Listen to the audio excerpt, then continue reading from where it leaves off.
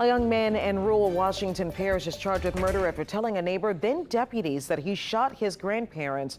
Rachel Hanley talked with the parish's brand new sheriff, who says this happened in a small, tight-knit community where a lot of people knew the victims.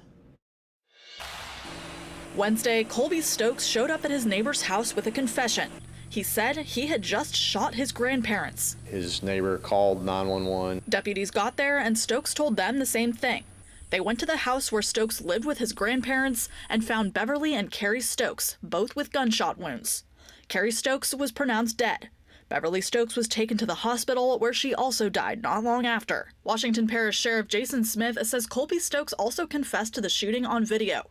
Smith added that he wasn't a stranger to the sheriff's office. He's been in and out of jail, has had some convictions and had some problems with the law, had some, struggled with some mental health issues and some drug abuse. That includes an arrest for breaking into a home and stealing guns. He was 17 at the time. Now, at 23, he's facing 2 first-degree murder charges for the death of his grandparents. For this family, they're on both sides of this issue. Not only have they been victimized by it, but they've also perpetrated it. And so it's a very difficult circumstance to be in. Family members didn't want to talk on camera, but we did hear more about one of the victims from someone else who knew him, Sheriff Smith himself. Washington Parish's new top cop is from Mount Hermon. He says he saw Carrie Stokes often in their small town. He's very personable.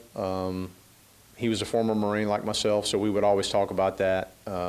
He had worked for WST for years.